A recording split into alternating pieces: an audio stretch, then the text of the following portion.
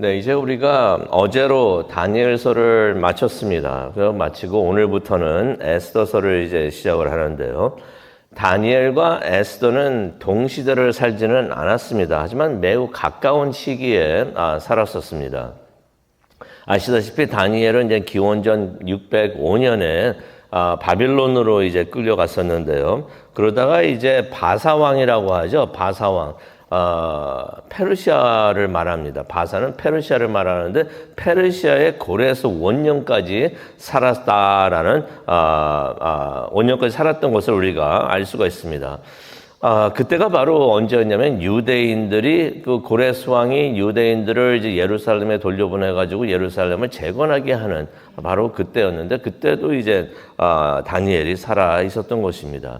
그러다가 이제 고레스 3년에 되죠. 다니엘서 이제 10장 1절을 보게 되면 마지막 이제 환상을 보게 되는데 그때가 언제였냐면 고레스 왕 페르시아의 왕 3년째 고레스 왕 3년째 그 환상을 봤던 것입니다.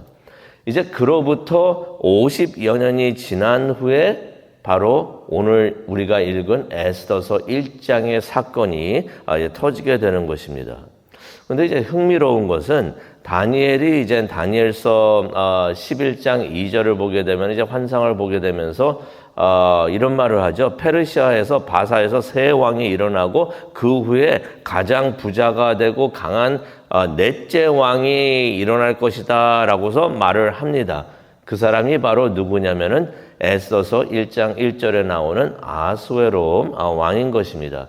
그러니 이제 다니엘이 약 50년 후에 일어날 일을 다니엘이 이제 미리 본 것이라고 우리가 생각을 해볼 수가 있습니다. 에스더서의 특징을 우리가 몇 가지를 볼 수가 있는데요. 에스더서는 룻기와 함께 여자의 이름으로 기록된 성경책이 되겠습니다. 룻은 유대인과 결혼한 이방인 여인이죠. 에스더는 근데 이방인과 결혼한 유대인 여인이 됩니다. 근데 둘 다 믿음이 강했고요. 용기가 가득했고 그래가지고 민족 이스라엘을 이제 구하는 것을 우리가 알고 있는데요. 룻은 어떻게 했는가? 아들을 낳아가지고 룻이 어떻게 됩니까? 다윗의 증조 할머니가 되는 것이에요. 그래서 예수님의 족보에도 이름이 들어가고요. 에스더는 어떤 일을 했는가? 우리가 잘 알고 있죠. 대학살을 당할 뻔했던 이스라엘을 이제 구하는 그런 큰 일을 했던 것입니다. 그런데 이제 에스더서에서의 또 다른 특징이 하나 있는데요. 하나님의 이름이 한 번도 언급이 안 됩니다. 에스더서를 보면서 하나님이란 이름이 한 번도 나오지 않는 것이에요. 그러면서도 에스더서를 우리가 보게 되면은 하나님이 여기서 일하고 계시는구나. 이거 하나님밖에 하실 수 있는 일이 아니구나 하는 일들이 계속 일어납니다. 이거 무슨 말입니까? 하나님께서 눈에는 보이지 않지만은 그곳에서 그때 일하고 계셨다는 것이에요. 그러면서 우리는 생각이 듭니다. 우리 삶도 그렇지 않은가? 우리가 딱 보면은 하나님이 보이질 않아요. 보이지 않으니까 하나님이 안 계신 것이라고 생각할 수가 있는데 하나님은 우리와 함께 하시는 줄로 믿습니다. 함께 하시면서 일하시는 것이에요. 그래서 에스더서를 보면서 우리 삶을 들여다보는 거울과 같다라는 생각을 하면서 하나님을 찾기를 원합니다. 보이지는 않지만 일하고 계시는 하나님을 우리가 보기를 원하는데요. 어떻게 보면은 에스더서 1장은 바사왕, 페르시아 왕, 페르시아 이란이죠. 요즘에 이란이 되는데요. 그 페르시아 왕 아수에로의 이야기가 되겠습니다. 1절을 보니까 그가 인도에서 구스라고 그랬는데 에티오피아까지 말하는 것이에요. 인도에서 에티오피아까지 대단한 지역이었습니다. 그 지역을 다 다스리고 있었어요. 성경을 보게 되니까 1절에 보게 되니까 127개 지방을 그 도를 우리말로 하면 도라고 말할 수 있는데 그 도를 다스리고 있었던 것입니다. 그러니 이것을 다니엘이 예언을 하면서 가장 부여하고 가장 권력이 있는 강했던 왕이었다라고 말을 했는데 실제로 그러했던 것입니다. 근데 이 사람이 왕위에 오른 지 3절을 보게 되니까 3년째 되는 해에 큰 연회를 열었다라는 말씀이 나옵니다. 연회를, 이게 얼마나 큰 연회를 열었냐면은 180일 동안 했던 것이에요. 180일이면 그 몇 달입니까? 아유, 3개월 동안은 그냥 잔치를 벌였던 것이에요. 4절을 보니까 180일 동안 그랬다. 6개월인가? 계산을 잘못했습니다. 6개월 동안 거기에 잔치를 벌인 것이에요. 순간적으로 한 달에 60일이 있다고 생각을 했어요. 네. 6개월 동안 그냥 180일 동안 잔치를 열었던 것이에요. 근데 이걸 어떻게 하는 거냐면은 자신의 부와 위엄을 나타내기 위해서. 그래서 어떻게 했냐면 페르시아 제국이 무척이나 컸었는데 그 제국에 있었던 모든 고관들과 장수들을 다 초대를 했다는 것입니다. 근데 그 180일 동안 잔치를 한 다음에 두 번째 잔치를 여는데요. 180일이 지난 후에 두 번째 잔치를 여는데 이번에는 어떻게 잔치를 벌였냐 하면은 왕궁에 있었던 수산성에 있던 모든 백성들, 귀천을 가리지 않고서 성경에 보니까 귀천을 가리지 않고 모든 백성들을 다 왕궁으로 초대를 했다. 그래서 왕궁 정원 안뜰로 초대를 해가지고 거대한 잔치를 벌였다라는 말씀이 5절에 나오는 것입니다. 이 잔치는 얼마 동안 했었냐면요. 성경을 보니까 7일 동안 했다고 합니다. 근데 7일 동안 하면서 금잔으로 술을 마셨다. 얼마나 금잔들이 많았으면 그 많은 사람들이 전부 다 금잔으로 술을 마신 거예요. 근데 이때 규칙이 있었습니다. 이게 참 재밌는데요. 8절을 보게 되면은, 술을 마시는데 규칙이 있었습니다. 무슨 규칙이냐면, 마시는 것도 법도가 있어 사람으로 억지로 하지 않게 하니. 이거 무슨 말인 것 같습니까? 억지로 하지 않게 하니. 이거 얼핏 보면은 술 마시고 싶지 않은 사람은 안 마셔도 억지로 먹이지 않았다는 말같이 들리는데요. 이게 그 뜻이 아니라 술을 마시는데 어떻게 했냐면은 제한을 두지 말고 마셨다는 것이에요. 제한을 두지 말고 그러니까 마음껏 마시라는 것이에요. 마음껏 먹고 싶은 대로 마시고 싶은 대로 그냥 마셔라 하면서 그렇게 돈이 많으니까 그냥 그렇게 막 그냥 잔치를 했다는 것입니다. 그래서 그 많은 사람들이 7일 동안 마음대로 술을 마시면서 7일 동안 계속 마셨으니 얼마나 취했겠습니까? 이 모든 것이 다 아하수에로 왕이 자신의 부와 권력과 군사력을 과시하기 위해서 그렇게 했다. 그러니 그 잔치가요. 이게 교만이 가득한 잔치였던 것을 우리가 이게 보게 됩니다. 내가 이런 사람이요 하면서 그렇게 잔치를 했다는 것이에요. 근데 그런 생각이 들어요. 아수에로 왕만 그렇게 하는가? 요즘에도 사람들이 많이 그런 삶을 사는 것 같아요. 나는 이런 사람이요 하면서 그것을 과시하기 위해서. 자신의 힘과 권력과 부를 과시하기 위해서 많은 일들을 하지 않는가, 나타내면서 살지 않는가, 그렇게 생각을 해봅니다.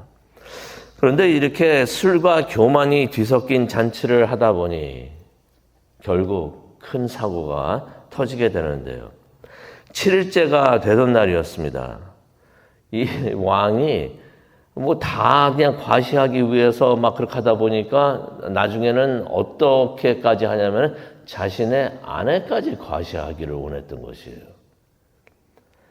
자신의 아내의 이름이 와스디였는데 와스디 그 왕비 무척이나 미인이었다고 성경은 기록을 하고 있습니다. 그래서 11절을 보게 되니까 그녀의 아름다움을 다른 사람들에게 자랑하기 위해서 왕관을 쓴 채로 그냥 이리로 와라라고 말을 했던 것이에요. 근데 그때 그 연애 장소는 아까도 말씀드렸지만은 성경을 보게 되니까 여자들은 다른 곳에서 연애를 하고 있었다고 그랬거든요. 그러니 그곳에는 누구들만 있었겠습니까? 남자들만 모여 있던 곳이에요. 남자들이 7일 동안 그냥 흥청망청 그냥 먹고 싶은 대로 마시고 싶은 대로 마셔라라고 하고 있었으니 그 자리가 얼마나 이게 그런 자리에 오라고 하니 이게 제 정신이 아니었구나 하는 생각이 듭니다. 절대로 아내 보고 오라고 할 자리가 아니죠. 아내가 온다고 해도 오지 말라고. 여기 오면 안 된다고. 그렇게 해야지 이게 정상인데. 아하스웨로 왕은 어떻게 했습니까? 바로 그곳에 자기 아내 보고 오라는 것이. 진짜 이 사람이 술을 많이 마시더니 제정신이 아니었구나. 교만함이 극치에 달하더니 이거 제정신이 아니었구나 하는 생각이 듭니다.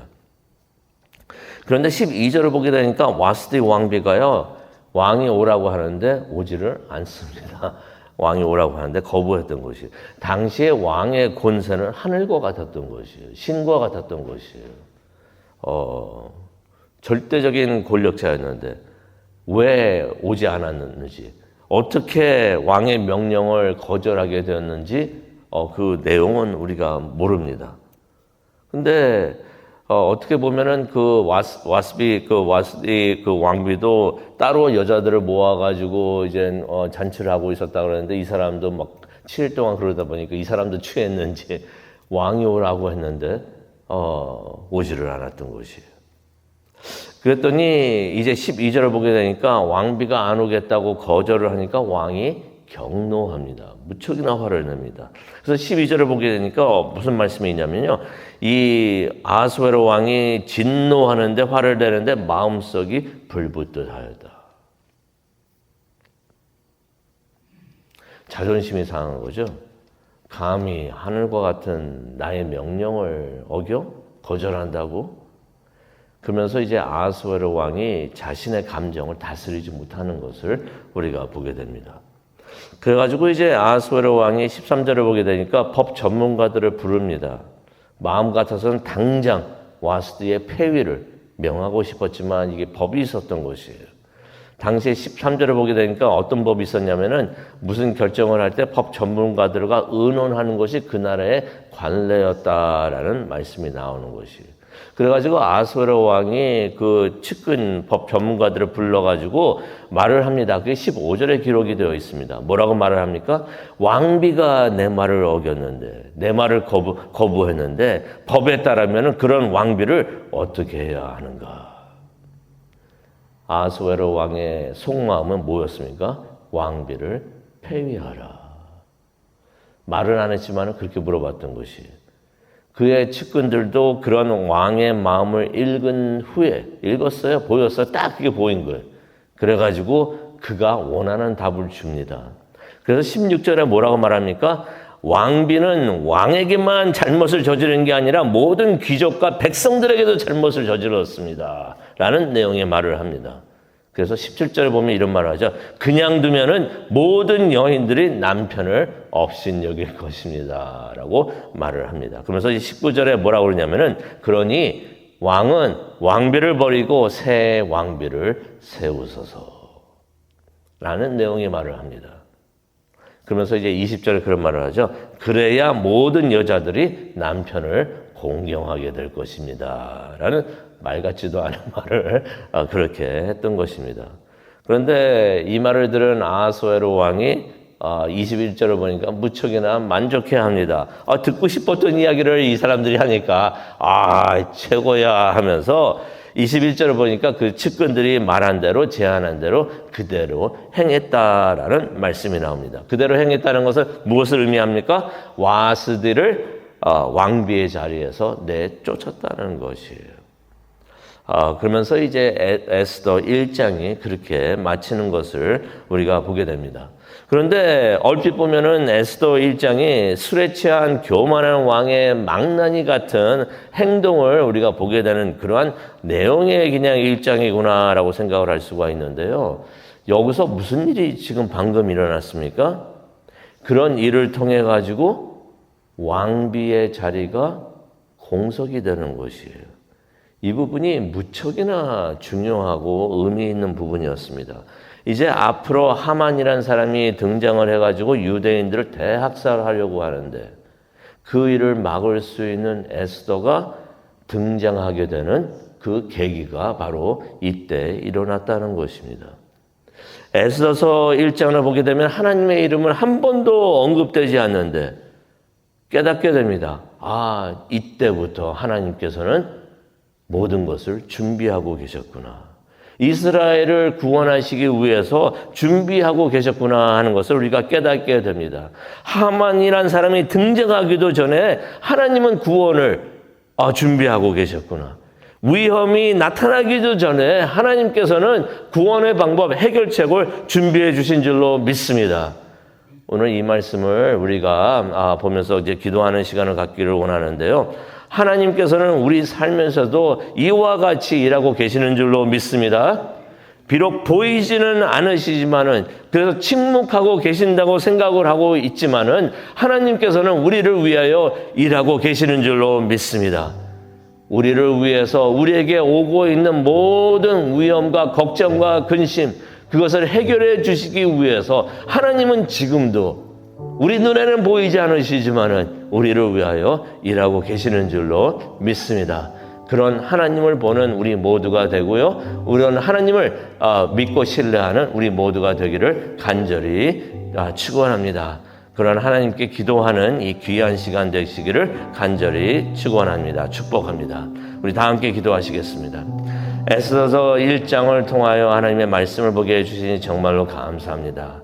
우리 눈에는 보이지 않지만은 하나님께서 지금도 우리를 위하여 일하고 계시는 것을 우리가 깨닫게 하여 주시옵소서. 하나님께 우리의 모든 걱정과 근심 다 올려드립니다. 마음의 기도도 하나님께 다 올려드립니다. 하나님께서 일하고 계시고 하나님께서 모든 것을 다 해결해 주실 줄로 믿습니다. 그것을 위해서 기도하는 이 시간 되기를 원합니다. 하나님을 만나는 귀한 시간 될 수 있도록 하나님 역사하여 주시옵소서. 감사합니다. 예수님의 이름으로 기도합니다. 아멘.